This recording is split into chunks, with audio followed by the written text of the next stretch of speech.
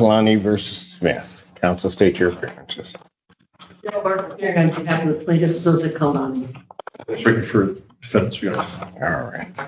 And where are we? I received photographs, I believe, by Mr. Friedman that were sent in. I just received these just before court. I've given a copy of these to Mr. Friedman. Okay. Is there going to be a dispute or? There is a dispute.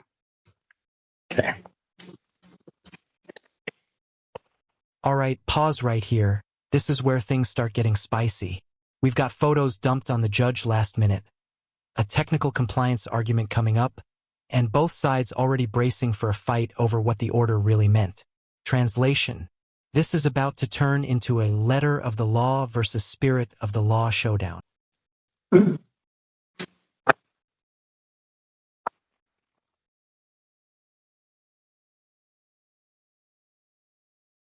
And what's the dispute? Well, Your Honor, I will agree that the defendant technically complied with the court order, but certainly not the spirit of the court order. All right. In March 27th, when they asked for additional time, 45 days, so they could re-engineer the gate. Okay. And nothing was done about re-engineering the gate. So when they took out 15 feet, we did not know there was a chain link fence on the other side. They did take out the 10 slats, but the purpose was, from the beginning of this case, was to restore access that existed for 90 years at least, or at least most of the access to the backyard. So if you leave that fence, that chain link that you see there, This is a classic courtroom move. Yes, we followed the order, but not like that. Courts don't just care about whether you technically complied. They care whether the purpose of the order was satisfied. And right now, the judge is zeroing in on one question. Does this fence still block access or not? defeats the reason for taking out the 20 feet that was ordered by the court. No, it doesn't. Well, it's right in the middle of what would be the access if that were removed. Well, That's his gate. well, I know. That's the gate. Yes, but it's within the 20 feet that was supposed to be removed. See the black mark he did take out?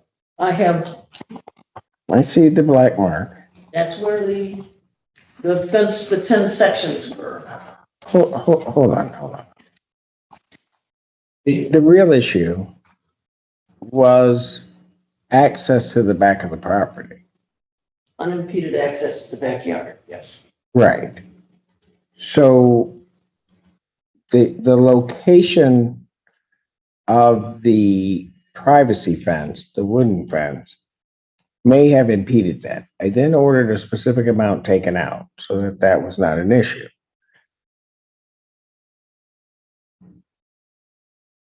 How does that chain link fence impede? It was, that chain link fence was behind the 10 boards that were ordered to be removed. Watch the shift here. The judge is done with hypotheticals and wants real-world logic. This isn't about abstract impediments. It's about whether someone can actually get a vehicle through. Judges love physical facts, photos, and measurements, not vibes. I just have to say, it's not a chain link fence. It goes across Mr. Smith's driveway. It's his gate. I know. I understand. They were given 45 days to re-engineer that. Okay, so hold on.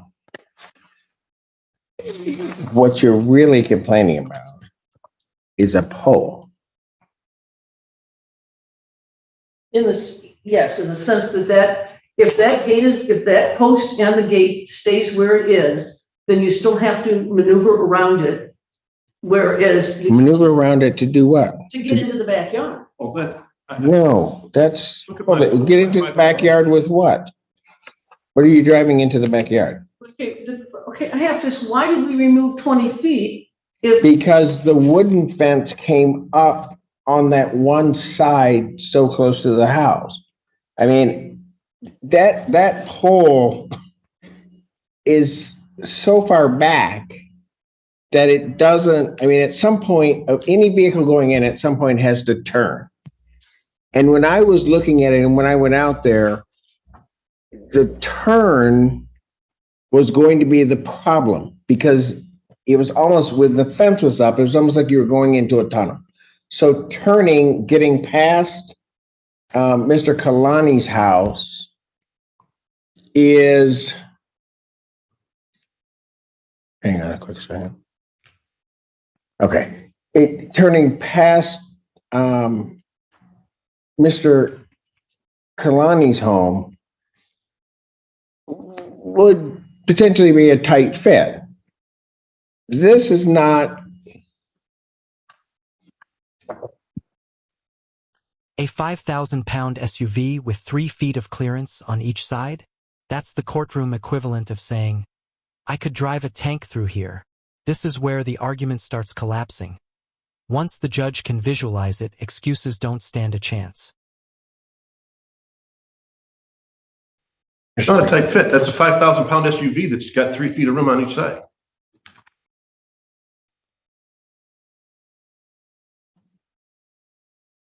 This is a different photo that I didn't copy to Mr. Friedman, but I will gladly. It is now a gate in the middle of nowhere. And is he going to put something? Okay. I mean, is now going to put chain link? Well, I'm not here to decorate his property. Okay. I'm just saying Right. what the ultimate issue was access to the back. Now, if you're telling me that as it's been laid out, there's no access to the back, then tell me that. It's not that there's no access, Your Honor. It's that the spirit of removing, had I known when we were here on May 15th, that would still be up, I would have included in the request to have that removed. Your Honor, there is an ongoing problem with Mr. Smith and Mr. Kalani.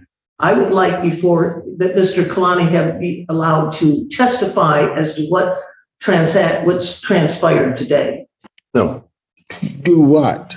I mean, transpired was, okay, look, last time we were here, everybody was complaining about how many slats.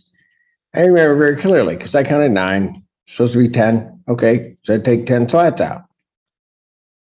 That's been done. I also, when we were here, talked about Mr. Smith's harassing.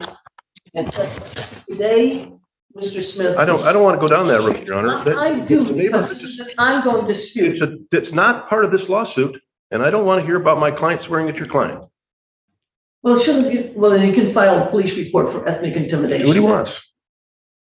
He threatened to shoot my client. Did not. In any event, Your Honor. And here's the hard stop. The judge is drawing a bright red line between civil court and criminal allegations. Threats, harassment, yelling, serious, but not this court, this case. Judges hate when parties try to smuggle in unrelated disputes to force a new ruling. I don't think I don't have a criminal case before me. True. Let me just say this.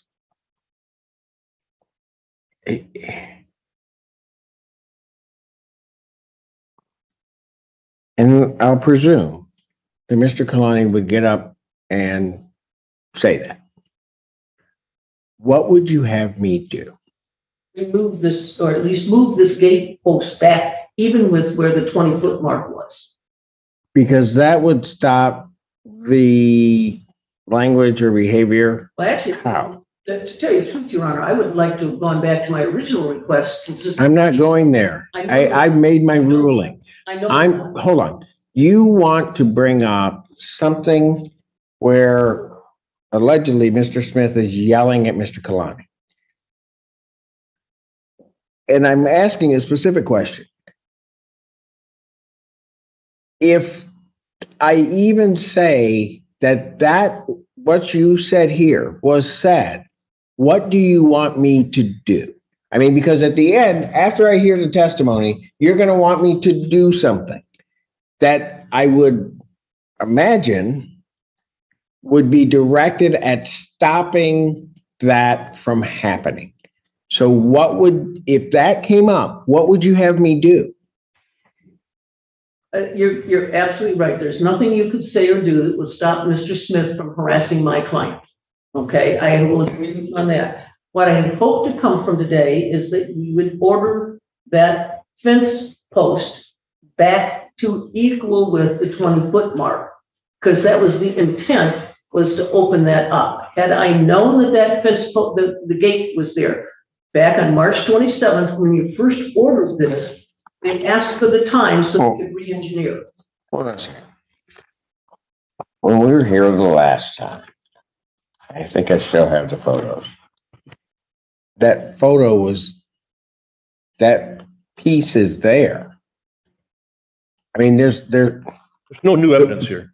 There's really just a post that's there. All right. I mean, if he closed that half of the gate, then I guess I'm presuming what you're trying to say is that obstruction is just that post. And I don't see how that obstructs the backyard or access to the backyard.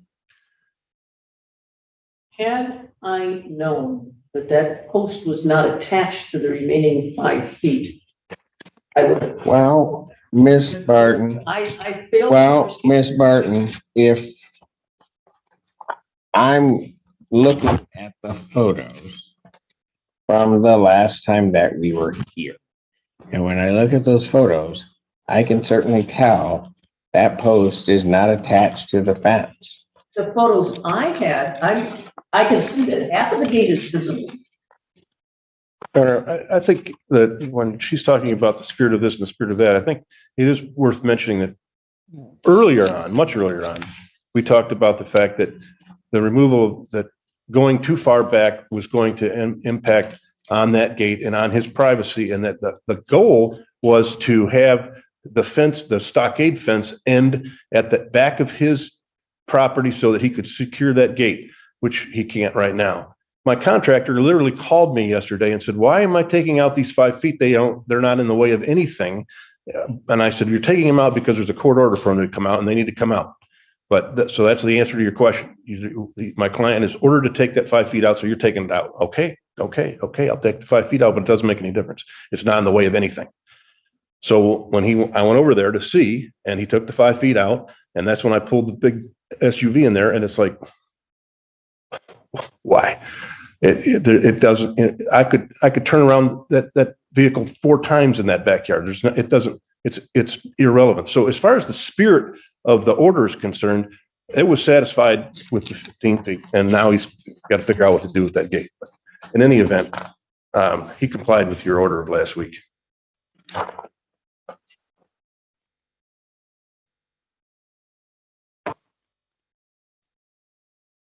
Yeah. Agree that he complied with the aspect of taking 10 slats, but it was my understanding, and I was wrong, that gate was attached to the 5 feet. I didn't realize it was a separate post. I did not know that, Your Honor. All right, look. If what Mr. Smith says is correct, that he's looking to secure that back part of his property with the gate that's there, the grand reality is, if Mr. Smith is correct in that, is that he's going to move that post. He's going to somehow or another do something else with that gate. But it's the gate. From very beginning, I knew the gate was there. And I knew when the last time we were here that post, that the hinge basically was there. And I knew, I'm looking at the photos from last time to see, just to even give some benefit of the doubt as to whether or not I would believe that was, just based on some distortion, that somehow or another, that post is somehow attached to the wood fence. I had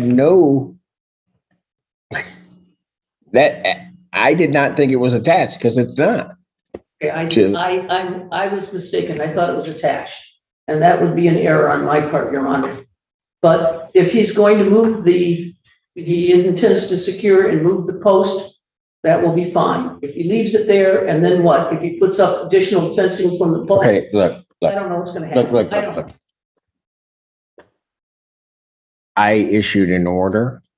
The parties were back.